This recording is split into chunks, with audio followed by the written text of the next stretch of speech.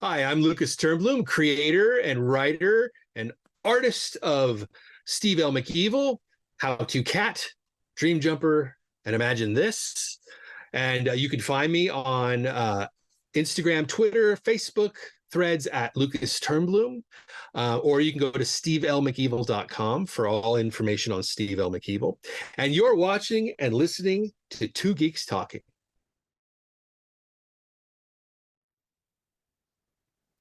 Good morning, afternoon, evening, everyone. Two Geeks Talking is an entertainment industry interview show where we interview the creative people from the comic, film, TV, movie, and video game industries. And of course, I'm your host, Kurt Sasso. We are joined today by a very talented comic creator. You know his work from How to Cat, as well as Steve L. McEvil, and Imagine This, Dream Jumper, a bunch of other things I'm sure we'll definitely talk about. He's returning back onto Two Geeks Talking because he is the ever-talented Lucas Turnbloom. How you doing today? Oh, I'm wonderful. Thank you so much. That was a tremendous introduction. Well, I've gotten better over the years because I was looking at our past interviews, and you've only been on here once. We were talking about Dream Jumper way back when. It's got to be 2015, 16, something like that. There's a good plug there. Oh, there it Love is. It. Book one. It has been forever. How are you doing? I'm great. I'm out here in California where it's always warm, and we survived the massive hurricane that I'm sure everybody around the earth heard about that was barely a trickle of rain. No, I don't want to make light because there were people who were definitely in the path of that thing. But other than that, no, I'm doing great. I'm just doing comics and living life as best I can with two very rambunctious teenagers. Yeah. Well, I always jump ahead of myself as I do, but for those that don't know anything about yourself as a creative person, tell us who you are and what you're bringing to Two Geeks Talking today.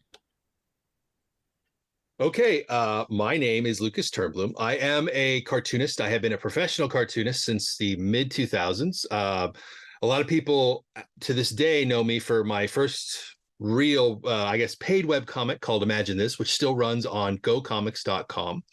It's about a middle-aged man who lives with his imaginary friend who happens to be a little teddy bear. And if that sounds familiar, no, I did not get any money for that movie, so we'll move on from there.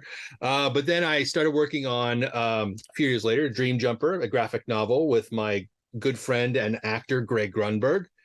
And then shortly after that, I started How to Cat, which is an exclusive web comic. I'm sure if you don't recognize the name, I'm sure you've seen the comic somewhere. It's everywhere, and that still runs. And I do that exclusively on my social media sites. And then currently, I'm working on the Steve L. McEvil graphic novel series from Random House, Crown Books for Young Readers, and I'm super happy with that. And as we do this interview, I'm currently working on book 3, and I'm almost done with the art for that, and it should hopefully be out next year.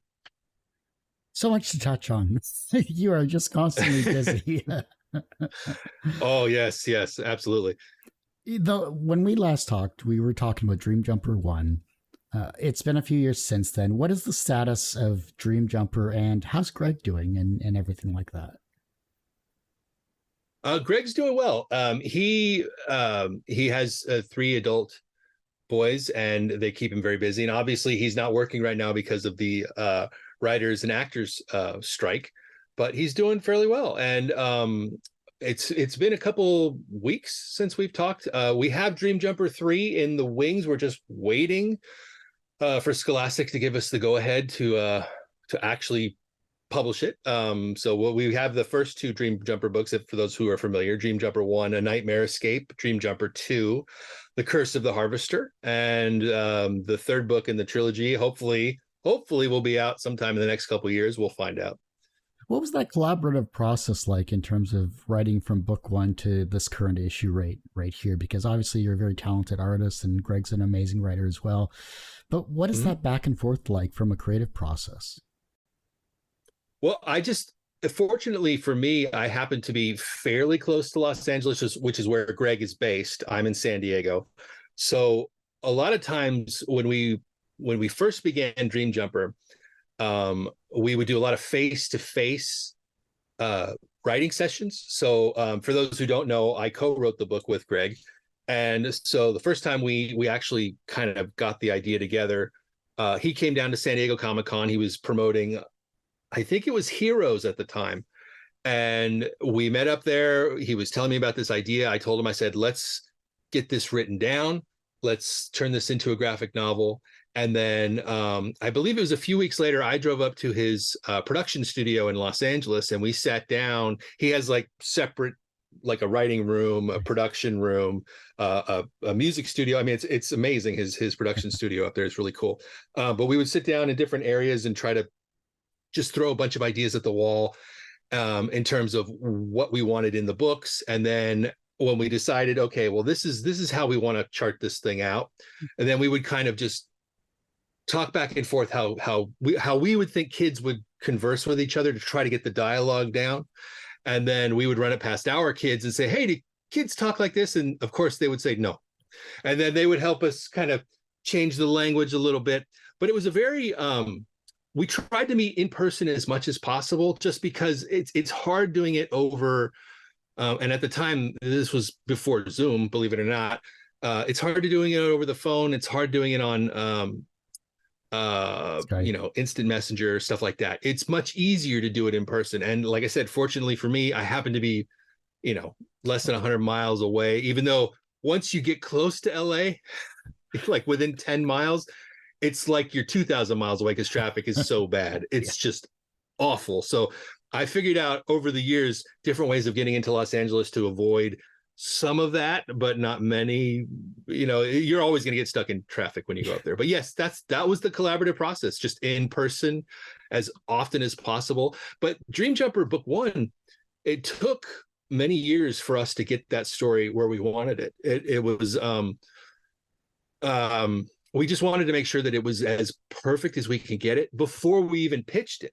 So there's actually a version of the book 1, that's out there that nobody has seen. Because as perfect as that was, it changed once we sold it to Scholastic. They had they guided us a little bit more. They said, okay, well, we want you to whittle it down. We want you to kind of spread this story out over several books. And so we did. So there's actually a unpublished Dream Jumper somewhere in my office right now. I think it's in that box over there. So someday I'll put that online and people will see it and be like, wow, because it's almost like, in a way, it's almost like a prequel, because it does a lot of setup, which we cut out when we wanted kids to use their own imagination in terms of the characters, so that they don't have to have it spoon-fed to them. But anyway, yeah. So that's really how that process worked. And then book 2 was much more condensed because we had a deadline. So it went from being like 2 or 3 years for Dream Jumper book 1 to like 6 months for 2. Oh wow. But that was also done face to face. So wow. I just love the collaborative effort, because the ability to bounce ideas off of each other, to find a creative groove that you get into, and the fact that you had a younger generation with both of your with your kids on both sides there, giving you the sounding board you needed to kind of hit the right audience, or your target audience, was pretty amazing in that respect. In terms of Scholastic's improvements on the actual book itself here, what was that like? Because sometimes when you get a publisher of that regard and that respect, they're obviously looking to put out the best book possible. But from a corporate side of things, I've never been in those types of boardrooms. So how was that those conversations specifically? And did you learn anything from that? Well, when it came down to producing the book with Scholastic, they didn't really, there was no the only thing they told us really was you can't cuss, and we already knew that because this is an all ages book, and obviously if it ever got to the television place, they could do whatever they want with it, because realistically Hollywood kind of takes the creative freedom away from you. That's just how it works. But that was really the only kind of thing that they told us we couldn't do. Other than that, we pretty much had free range of what we wanted to write, how we wanted to tell the story. Our editor really kind of helped keep us in pace. He said, he would tell us, look, we don't want this to be like a 400-page book, because kids aren't going to read that. We want to try to get it down as close to 200 pages as possible. So we want to kind of trim the fat. So because a lot of times Greg and I would just go back and forth. We would, just kind of riff. We'd have like these long drawn out jokes that a lot of kids do. Like if you ever listen to like a fifth grader's conversation or a sixth grader's conversation, they'll talk for hours about nothing, but it's funny and they laugh and everybody around them laughs. So we had a lot of moments like that in the book, and they felt honest and real. But when it comes to producing something for children, you got to kind of trim it as much as possible. Keep the funny there, but you got to cut the fat where you can. Right. So that's really what they did for us. They said, okay, no cussing, and we'll help keep it. I don't want to say succinct, but they kept us in line in terms of guiding us to where we wanted to go. So what is book 3 all about? If you can kind of give us a bit of a synopsis and a title, if possible. Oh no! Well, I can't. Oh, I mean, because it's so yeah. Basically, well, it wraps up the trilogy. It explains. It explains where Ben's father is, if he's alive, if he's dead. It talks about who the Nightmare Lord is.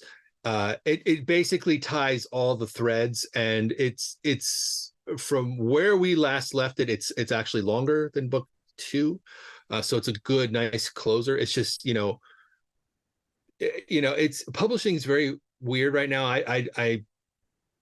You just never know what's what a publisher wants to make right now. I mean, they kind of, they have what they want to do and what they don't at the moment. And it seems like, the fantasy element kind of went down a little bit, and that's not really where they are. But, hopefully they'll come back to us in a year or two and say, okay, we're ready. Because we're ready to put it out. So we'll see. Yeah.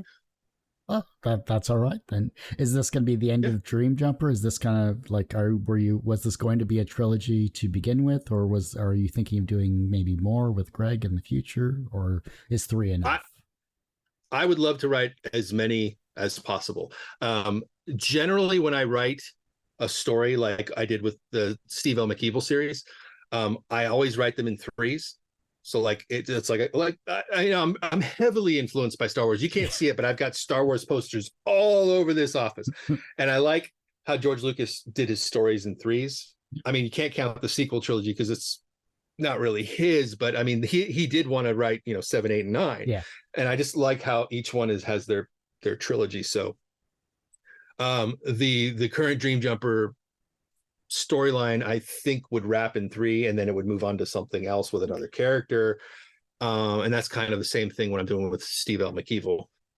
Speaking of Steve L. McEvil, this is a great segue into your next book. It's almost as if you planned this. Who knew? And it's right behind you, and on your lower third as well. What is Steve L. McEvil all about? Because that is something that we never really, you were hinting at it when we last spoke. You didn't really touch on it. What is Steve L. McEvil all about? And I want to hear all about it, truly. This is the segment of that show now. Okay. Well, okay. So Steve L. McEvil, and I have the books here. I'm going to hold them up real quick for people who can see it. I'm sorry for the folks who are just listening on the audio. But what it's about is it's about a child who comes from a long family history of supervillains. So his grandfather, his great-grandfather, his great-great-grandfather, and so on. They're all supervillains. The funny thing is they're not very good at it, but they all think that they are. And the grandfather in the book has the nickname of the world's greatest supervillain. And it's kind of a very silly, over-the-top, very Simpsons-esque. It's been called Rick and Morty for kids, which I love that because I actually came up with the idea and wrote book 1 before Rick and Morty ever made it to TV. It's just, that's how long it took to get it into the stores. I mean, publishing just takes forever. So Steve L. McEvil is about this kid who wants to be the supervillain, just like his family, but he stinks at it. So he decides, okay, this year's the year I'm going to become the world's greatest supervillain. And then all of a sudden, this mysterious character comes in and stops him at every turn. He always seems to be ahead of him, like a superhero, kind of stopping these evil plans. And then they have to come together to stop an even greater threat to the earth. And then that's what book 1 is. And book 2 kind of takes it from there. And that's just the general thing. It's about a kid who wants to be a supervillain, but he really sucks at it. So what has been the fan reaction to Steve L. McEvil, not only from the comic convention scene, but maybe those that have purchased it online and then have seen you at a convention? I'm curious about that type of interaction you've had. Well, it's kind of tricky when you see, like, I'm not necessarily a brand name. People don't know Lucas Turnbloom. Oh, what does he have now? They know my projects. So people know Dream Jumper when they hear it, or they'll know How to Cat, or they'll know Steve L. McEvil, but they don't necessarily put them all three together like, oh, that's the one creator who made all this stuff. I'm not quite there yet. So getting one audience to jump to another project, it's tough, and I don't blame them. It's when I tell my How to Cat readers, hey, you got to check this book series out. And they're like, well, what's it about? I said, well, it's about a kid supervillain. They're like, oh, well, I like to read cat stuff. And I said, oh, I totally understand that. There's a cat in the book, and it's very important. It's tricky. So what I've noticed is I have different audiences, which is really kind of cool. So I've got a Dream Jumper audience. I have an Imagine This audience from way back. I've got the How to Cat audience, which they're just everywhere. And then I've got the slow building of the Steve L. McEvil. Steve L. McEvil is still fairly new, and it launched right in the middle of COVID, which was the worst. I mean, you ask any author debuting a new series, that is the worst time to debut a book, just because you can't go to the schools, everything. I mean, the Book Expo of America had closed. I think it's still closed. I couldn't get out to the American Library Association stuff. Now is the time. Everything's starting to build back up, and I'm seeing a lot of my fellow authors going to these different events, and I'm like, I so desperately want to go, but I'm right in the middle of working on this thing. And so promotion for the McEvil series has just been tough, but I have been doing a lot of school visits recently, and I do hear from people online that the great thing is it's a small audience right now, but it's getting bigger. And I hear from kids that they love the series because it's easy to read, it's full of jokes, and the art really just jumps off the page. And I have to give a shout out to my colorist, Marc Lapierre, because he's brilliant and his colors are absolutely stunning. And when I pitched this book, I told Random House, I said, I have this colorist and I want him to do it because he's really going to make this thing jump off the page. And everybody agrees that he makes this book so much better.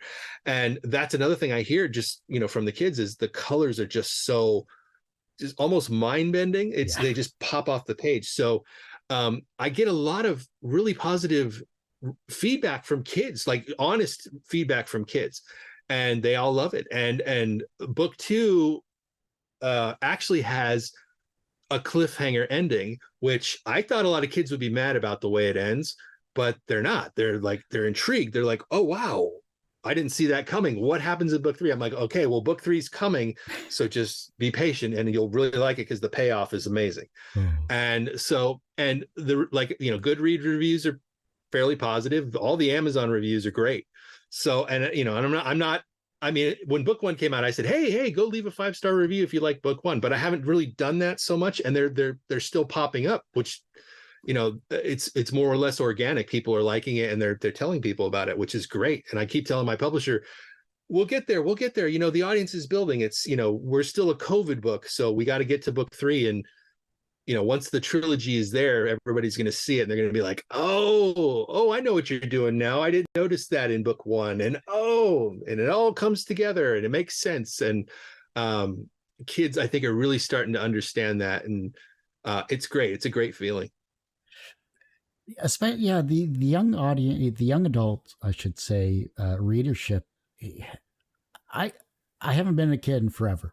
So I don't know about the landscape of the young audience these days when it comes to reading books. And I'm glad that you have Steve L. McEvil, and I'm glad that you've been able to showcase this talent.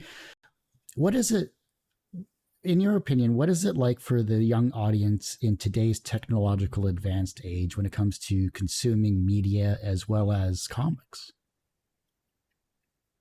Well, the real issue that creators like myself run into is there's so much available content. I mean, it's one of the challenges I have when I do school visits, and it's not really a challenge because it's actually a really cool thing that kids have so much choice now.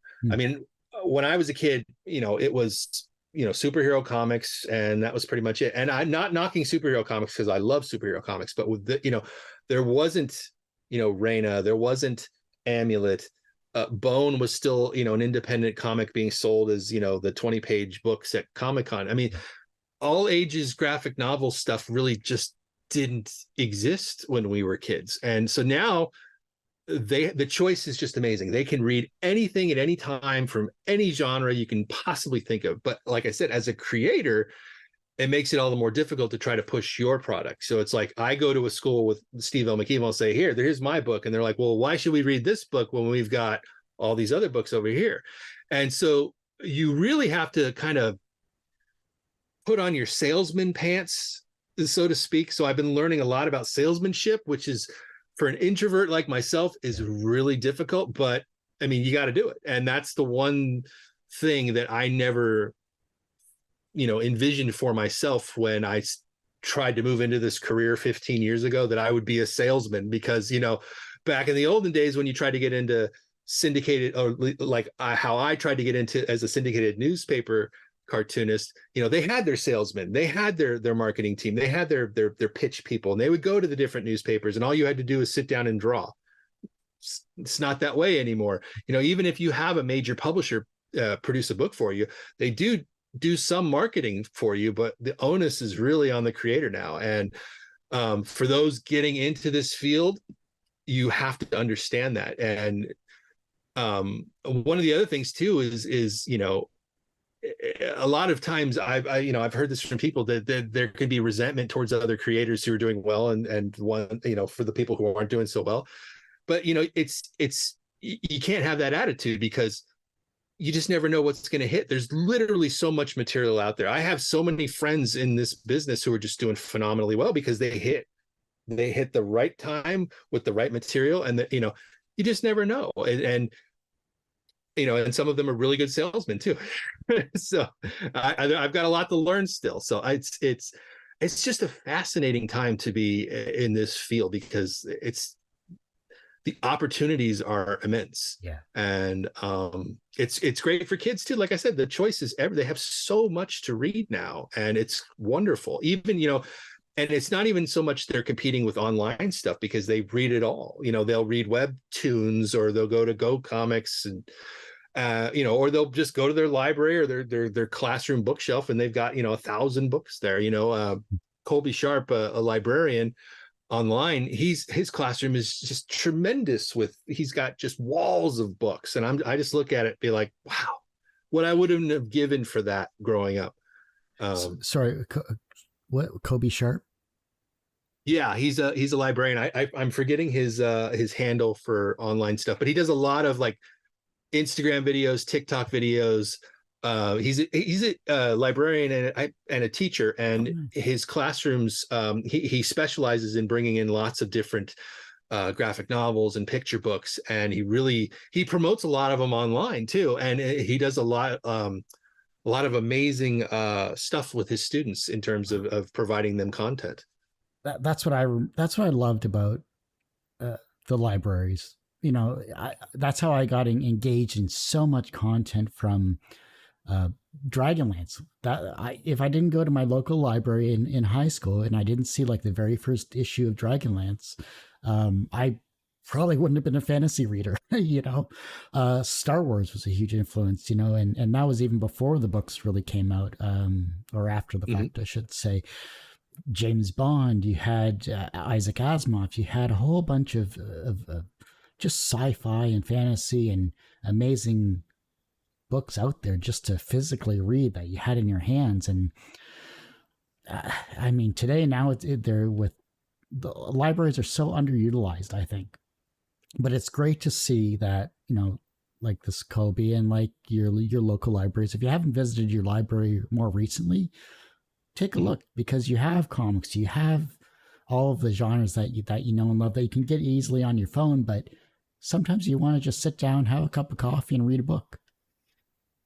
Yeah. And, the San Diego library system, and I'm sure many other libraries around the country work this way, is if they don't have the book at your local library, they can order it from any of the surrounding libraries, or they can get it for you, I mean, and that's the other thing too, with everything being so expensive right now, you're really asking people a lot to go out and purchase your book when they need gas, or they need, milk or eggs or, food, and so I get it. I totally understand it. And I'm a huge supporter of the libraries. The libraries have always been great to me. And so if you can get McEvil at a library, more power to you. And like I said, they can always order it. And I've provided, locally, to libraries around San Diego. So yeah, I'm a huge supporter of libraries. And like you were saying earlier, it's different how libraries were utilized 20 years ago versus now, because like you were saying, I don't know that I would have been a fantasy reader either. I mean, I'm not a huge fantasy reader, but I mean, I never would have discovered Terry Brooks had my library not promoted it when I was walking in there. They had a huge Terry Brooks shelf, and then they had the Stephen King shelf. And truth be told, back then we had to read, I think it was like 600 pages every quarter. Wow. Yeah, I mean, it's ridiculous. But I mean, and they don't make the kids do that now here in San Diego. I happen to know that for a fact, but back then they did. So we would always go right to Stephen King. And if Stephen King was gone, we'd go to Dean Koontz. And if Dean Koontz was gone, and those shelves were always empty, we would go to, fantasy books. So I would always go right to Shannara, because at that time he had a bunch of books, and they were always there on the shelf. So I grab them, and I fell in love with, I still read his stuff today. When I think he just released the last Shannara book a couple years ago. Wow. Which I haven't read that, but I mean, I absolutely adore his writing, and I try to incorporate some of his style into what I do too, because he's another one. It's changed over the years, but he's another one who would put out trilogies. The first, like the Sword, the Elfstones, the Wish Song, and then he would move on, which I think was a 4-part. But then he had a bunch of trilogies after that. So I love telling stories in 3 parts. I mean, well, I'm curious. Speaking of authors and how they've influenced, kind of segueing off of your response here, what are 3 writers that you've mentioned this, but kind of the reason why these are influential writers for your writing style? 3 writers that are influential in your writing style and why they're influential.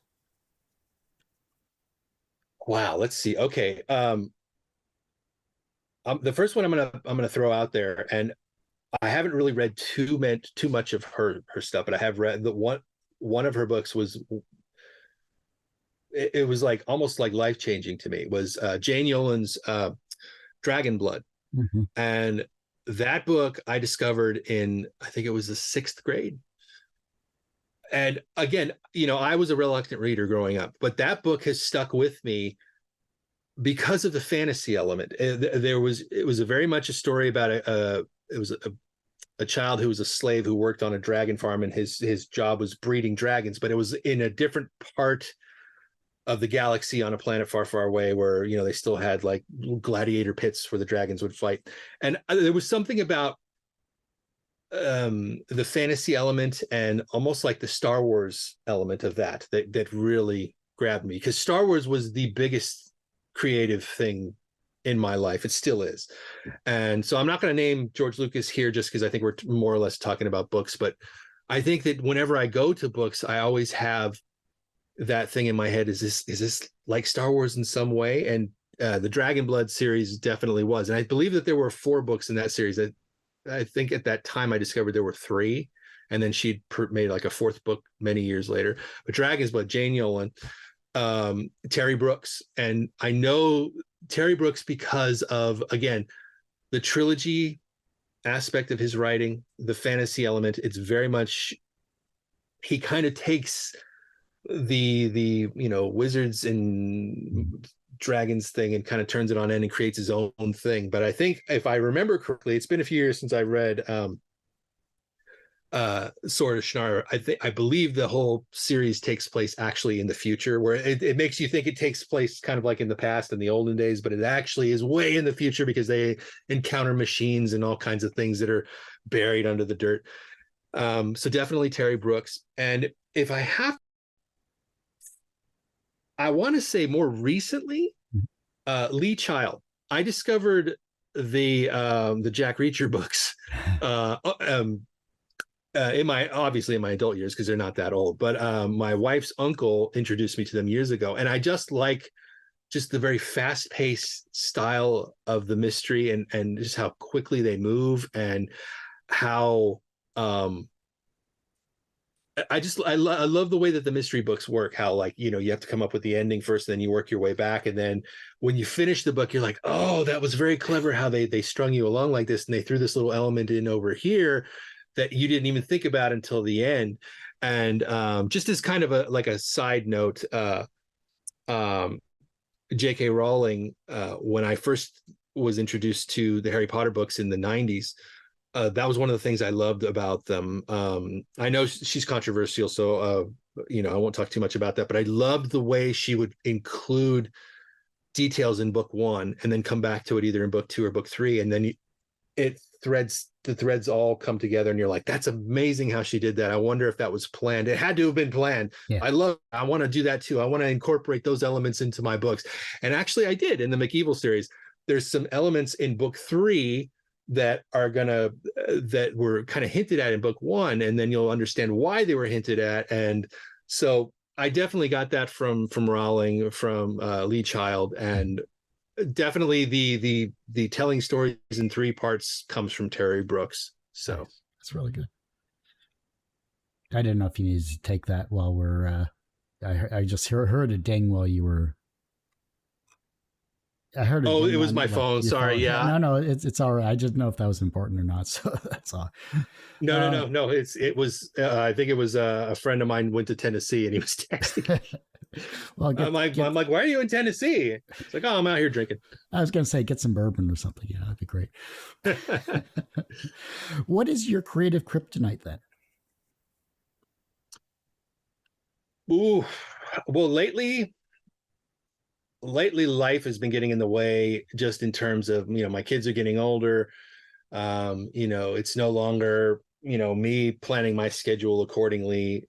It's, I've got two young adults who have their own schedules, and what ends up happening is life just gets in the way, and then I sit down on the couch and I put my feet up, and I'm like, I should be working right now. It's 1 a.m. and everybody's finally gone to sleep, but I'm just exhausted. So I'm right now, life, because in general, up to this point, you can ask a couple of friends of mine, I've when it comes to this career, I've been a workaholic, and dealing with young adults now, it's kind of changed how I work, and I'm trying to adjust it accordingly. I've discussed it with my editor.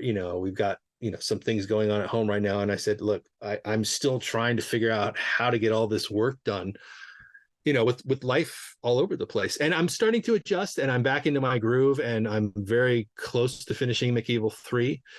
And then, once that trilogy wraps, we'll discuss whether or not we're going to do more McEvil books, or we're going to move on to another series. It's looking like another series, maybe, because I already have some ideas there that I'm pitching. So, yeah. So I would say that that's my biggest kryptonite right now, is just life in general. I'm good thing you didn't say the kids itself are your actual kryptonite. It's their schedules are the kryptonite. So that works. I try not to blame the kids. I mean, because I was a teenager, I understand the teenage brain. I understand that, the littlest thing can be the world, and I get it. And I don't want to be an ogre of a father. And it's like, okay, look, we'll handle this crisis. Let me put my work down. We'll figure this out. I'll come back to my work later on. My editor, she's wonderful. She is a parent. She totally understands what I'm going through right now. I have a small group of authors who are parents who I can actually talk to about this, because they've been through similar situations with teenagers. And, it's amazing to me, the community that I've found doing this. There's some amazing people in cartooning right now. Well, there always have been, but I mean, that I've met over the years, who've just been supportive, and, I would even say mentoring in a way. And I am so grateful for this life that I found. And every day, I get up, and as exhausted as I am, I'm just, I just say in my heart how grateful I am for this. I hope it doesn't go away. I'm very happy with this career and the people that I've met. And yeah, so, I mean, kryptonite is life. Love it. What's the most misunderstood aspect about the young adult genre that people who don't follow it misunderstand? Wow. I'm going to say that the most misunderstood, that graphic novels aren't real books. Hmm. And, I don't really take insult to that because I understand why people say that, but I think that they miss a huge thing with graphic novels is that it gets kids to read. You have to read these books to understand them. Even if the dialogue is minimal, you still have to understand because there is a process, a writing process that goes into these things that can be just as painstaking as writing, Jurassic Park, because you're writing the elements of what you're seeing visually on top of the dialogue, and you have to make sure that the story makes sense. So it's more digestible than I would say, a 900-page Stephen King book. And granted, a third grader is not going to read, it, but they're most definitely real books. And discouraging children from reading graphic novels is a huge disservice to them because it really is, I don't want, gateway is a terrible way to say it, but it is. It absolutely is, because it encourages them, once they start understanding how stories are written, to maybe go a little deeper, to maybe go from, let's say, McEvil to Mouse. Mouse is a very dense graphic novel, very important. And it's a little more than obviously than my fart jokes. But it's still very much a real book. And then they go from Mouse to a bunch of nonfiction works or fiction works, and it's definitely a stepping stone or gateway. And it's the more people understand that, and the more people don't discourage their children from bringing home graphic novels, I think the better we will all be, because it's absolutely real, reading real books. Definitely, for sure. All right, let's keep going here. Got a couple more questions or so for you, plus my Sure. 4 introspective and the 5th fun one at the end to wrap everything up. Okay. Am I hitting everything you want to talk about? Just as a quick segue, am I missing anything? Do you want me to ask you anything? Oh no. I mean, if you want to talk about How to Cat, I'm totally fine with that. I mean, Okay. I know a lot of people, I mean, I'm obviously promoting Yep. McEvil, but No, everybody loves How to Cat. So let's jump into How to Cat, because Yeah. I used to have 4 cats, and my mom just loved all 4 to death. I mean, I love 3 out of the 4, but that's beside the point. And so whenever I would show her your comic, How to Cat, she'd get a little tear in her eye and awe and all this other stuff. So you're bringing up emotions in her when she reads the comic as well too. And I love the fact that everything you see in that comic is true. Literally. Like I just love it to death. It's just an amazing comic. Those that actually have never seen How to Cat, how would you describe How to Cat for those that don't follow it? Okay, so How to Cat is a semi autobiographical comic about when my family adopted this rescue cat. And now I did not grow up with cats, and actually I didn't get my first cat until I was married. So I think 24. Don't tell my wife, I can't remember how old I was, but she grew up with cats. So when we started dating, she introduced me to cats, and I, like everybody else in the world who doesn't know cats, was just shocked. I'm like, what is it doing? She's like, oh, that's normal. And I'm like, why is it clucking at the birds sitting outside? She's like, no, they do that. That's funny.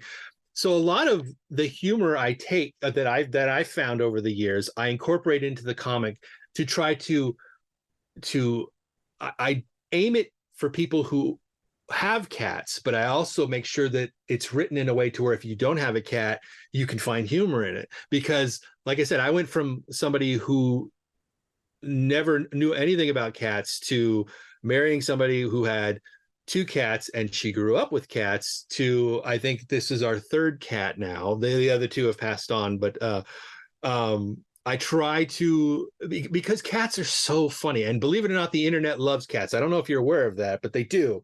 The internet loves cats, and they're so easy to write for because they're so. I think why cats are so funny is because they seem so earnest in what they're doing. As bizarre as it is, it's always like, yeah, I'm doing this, and you're just going to sit there and watch, and just the whole concept of uh a cat will literally crap in a place in your house. I don't know if I'm allowed to say that or not, but he'll go to the bathroom. He or she will go to the bathroom somewhere in your house, and then you have to clean it up while the cat watches you clean it up. And then once you're done cleaning it up, the cat goes right back in there and fills that box again. Yeah. That kind of stuff is universally funny. So when I started, it was in between projects, Dream Jumper and Steve L. McEvil. I needed something to occupy my time. So I was just drawing funny situations with our rescue cat. And my wife, she was like, why don't you throw that up on the internet? And I'm like, why? I'm like, this is just, jokes for us to laugh at. And she's like, they're really funny. You should put them up on the internet and see what happens. And I did. I put them up on my social media feeds because I've done the website thing, and I'm like, I really don't want to do that. I'll just put it up on social media. But social media was the right thing to do because it just exploded and it was everywhere. And I mean, if you go on Facebook, you'll find it on some obscure rescue site in the middle of Florida somewhere. That's like a little rescue hospital will post it on their Facebook page, and it'll go viral. And then my phone blows up. And then, the next week, someplace in Iowa does the same thing, and my phone blows up. And it's been this incredible ride because obviously McEvil is I'm that's my big project that I'm doing right now, but How to Cat literally just keeps going and going and going, even if I'm not currently working on it, which it's taken a back seat for McEvil so I can finish McEvil, and then I get back to How to Cat probably in a week or two. It just keeps going. I mean, every week my phone blows up, hey, your comic's gone viral, and it's like, that's amazing. That's absolutely amazing that people have just really found something relatable in this comic, and I'm so grateful for that. I mean, it's been such an amazing ride with that comic because it really deserves so much more of my attention than I'm able to give it, and I'm hoping that with 2024 I can really just dive deep into the How to Cat universe and really get it going, because it's such a fun comic, and all I have to do is sit down and watch my cat for an hour and I've got like a week's worth of material. It's never ending. Oh. Well, what's the craziest thing that your cats have done that you're like, why, how are you still alive? Oh, wow. Okay. So, okay. A couple of stories. The first two cats that I had when my wife and I got married, what we would do is if my wife and I went out of town, we would take the cats to her mother's house because her mother is also a very big cat person at that time. But they're indoor cats. They would never go outside. And one time the cats were brothers, and the younger brother, he wasn't feral, but he was very kind of skittish. Mm-hmm. And one time he got outside, and unbeknownst to all of us, but he knew that he was not allowed to go outside. So what he did was he got outside and he sat on the windowsill of my mother-in-law's kitchen, looking in, panicking because it knew it wanted to be outside, but it knew it wasn't supposed to be outside. So he was trying to get back in through the kitchen window. He was just kind of sitting there like this. And we had like I said, we didn't know until finally we just hear the scratching, and we all look over and we're like, oh, what in the heck is this? How did you get out? And it's amazing that was one of the funnier things that cat did. The other thing that the current cat that the comic is based on, when we brought her home, she was her story's kind of sad. She was one of these cats who was raised in a troubled home, was put into a shelter, was adopted out, but the woman who adopted her job changed and she had to travel, and she couldn't be with the cat for like 8 months out of the year. So she brought it back to the shelter. So the cat was used to being, ping-ponged around. And when we went in to look at the cats, she was the older cat. Everybody wanted the kittens. And I saw her in the corner, and I was like, look, that cat is so sad. That's the one, it's an older cat, let's bring her home. And so when we brought her home, she just disappeared. She disappeared for a day. And my kids at the time were like, whoa, I don't understand. Why doesn't she love us? I said, it takes time. It takes time. And then the next day, she goes absolutely nuts around the house. She just runs around the house like crazy. She's knocking stuff over. And then at one point, she, like the flash, goes up the wall on the curtains, just shimmies up the wall, and then sits up on top of the curtain rod. And my wife and I are just like, what is this? Like, I've never seen a cat do that. And my wife just says, yeah, they all do their own weird things, and it's funny. She's like, just write it down. So I did. And I'm just amazed that the acrobatics that this particular cat has not really injured her, because she's one of these cats where she will literally jump 3 feet in the air when she wants to play. She'll jump, and then she'll kind of do this weird thing where she's kind of like floating, like Michael Jordan. For anybody who remembers watching Jordan back in the 90s, where he would jump and it was almost like he was floating. She does that. And every time I want to get it on tape, she won't do it. One of these days I will. I'll go record it on my phone and I'll post it online so people see, like, oh my gosh, that cat does float. And then she'll take off and she'll run, or she'll hit the wall. And it's like, how are you not injured? How are you not hurt? She's fine. So I would say that very long story would be that. Nice. I love it. That's awesome.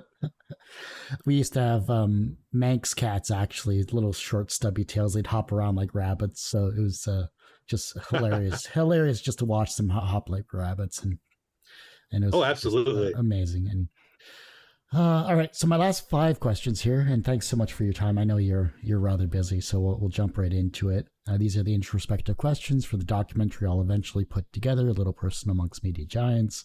It's a 12-year plus project that eventually I will do. I just need time, like everything else in life. Everyone has one person that inspired them on their path to where they are today. Who was that for you? George Lucas. Mm-hmm. Absolutely. George Lucas.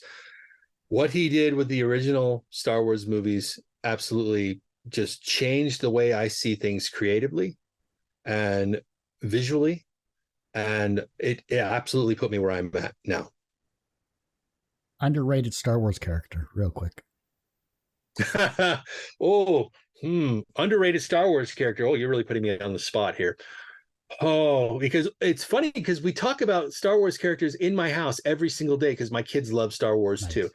Underrated Star Wars character. I'm going to stick with the original trilogy here. So, underrated Star Wars character. I'm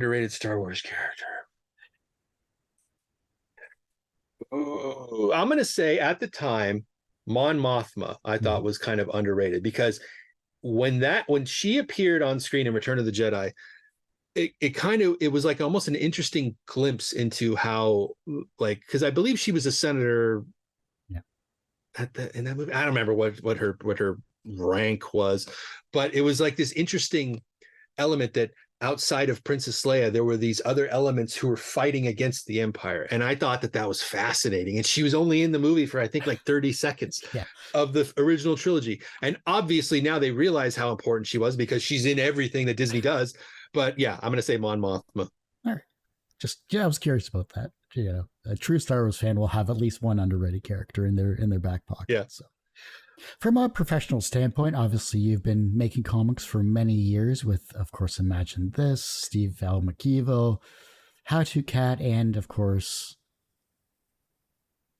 sorry, I totally blanked on that. Wow. Don't worry, Dream Jumper. Dream Jumper, thank you. It's not like we weren't talking about it, really. It's just like, it is what it is. So professionally, you're successful in many different regards. Do you consider yourself personally successful? Personally successful? Yeah. Well, obviously, are you talking my view in my professional life or in my personal life? It depends on how you feel in that respect. Okay. I just want to make sure I'm answering the question correctly, because I always go back on these interviews and I always I'm like, why did I answer that question like that? That was so ignorant of me. But I'm going to say, I don't think that anybody who does anything professionally ever gets to where they think that they should be. So obviously, I'm very happy with the work that I've done, but I'm not where I want to be in terms of professionally. I want to be in the stratosphere. I want to be like Jeff Kinney, you know. I want to be like Dave Pilkey, you know, or Lincoln Purse. I want to have Steve L. McEvil be a household name, or How to Cat be more of a household name, you know? And so I think that the problem is I think that that's just like a humanity issue. It's like, you know, once you get to where you've set your goal, you realize, well, no, I got to get over here, and I have to get over here. I have to get over here. So I think people in general are just never satisfied with anything, really. So I'm going to say that professionally, I'm extremely happy with everything that I've done, but I'm not where I want to be, and I'm going to keep working until I get there. If I ever get there, I doubt it, because like I said, we're always kind of moving the goalpost. So I am happy with everything that I've done. I want to be further along, and I will get there eventually. The reverse of success is failure. How do you deal with your failures? You learn from them. I learned early on that failure, especially in this industry, is very common, extremely common. And if you let it get to you, you will never create. I had shortly out of college in the early 2000s, I had projects that I thought were going to be the next Calvin and Hobbes, or I thought was going to be the next Peanuts, that absolutely failed. And a friend of mine, a local Pulitzer Prize winning cartoonist named Steve Breen, gave me this advice shortly after college. He said, keep moving forward. Don't stop. Don't take it personally. Just keep going. Something will hit eventually, which will lead to something else, which will lead to something else, and so on. So as long as you learn why something failed, as long as you can take something from that failure and apply it to something else moving forward, it's actually a win. And the one thing that a lot, some other things that people who fail at kind of miss is they'll maybe double down on something that failed. That's not always the best policy either. So maybe take elements of why this failed, kind of maybe push it aside, work on something else, and then come back to this thing in a few years when you've learned more about how you can fix it. And maybe it was a good idea, just needed a couple of little things that you didn't know how to do at the time. So the most important thing is just learning and moving forward. That is the critical thing with failure. The younger generation is looking at your work and they're becoming inspired but creative in their own way, whether it's as a writer or an artist. And the fact that you have the younger generation with you looking at your work, maybe you're inspiring them to be creative in some way, shape, or form. How can they inspire the generation that follows them? Wow. Well, the thing that I do with my own kids is that I just show them that you have, like I was just saying with failure, you have to keep moving forward. You can't get hung up on the idea, because a lot of times failure can paralyze somebody. So the best example I can set for my kids is to just keep moving forward, to keep working, even if, this year personally for me was very, very difficult for many reasons. But one thing I tried to keep doing was putting the one foot in front of the other and just keep going, and using that as inspiration to say, look, you can't let this thing keep you down. You have to keep going forward, because that's what life is. You have to keep going to get to the finish line. And I think that I hope that not only my children, but schools that I visit will see that when they hear my talks. It's like, you just have to, just because this idea failed doesn't mean that this idea is going to fail. And just keep, you just keep working. You just keep getting at it. If this is truly your dream, if this is truly what you want to do, be prepared for the rejection, be prepared for the failures, and just keep going. If your life was a comic book, what would its title be? And what would its soundtrack be?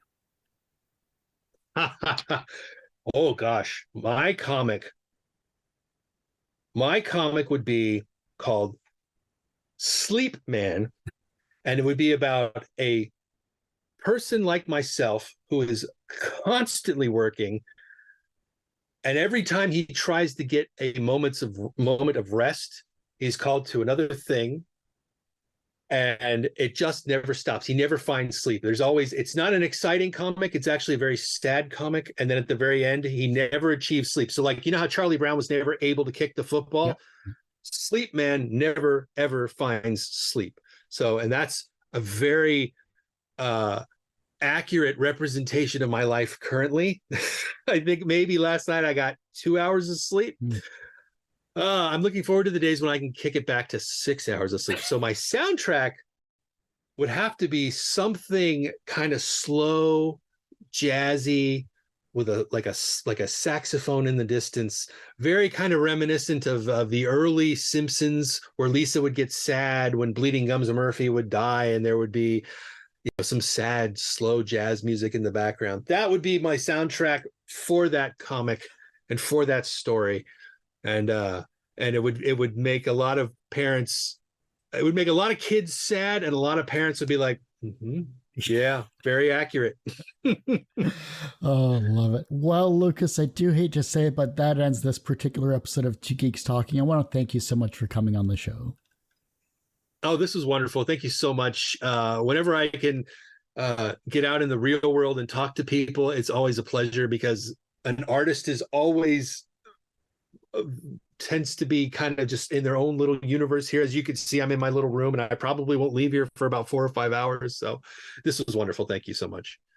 For those that want to support you and find you online, where can we find you and everything along that section? Well, the best place to find me is social media. So I'm on Twitter, Instagram, Facebook, Threads. I just got on Blue Sky, and it's at Lucas Turnbloom, my name. Or you can support How To Cat at patreon.com/howtocat.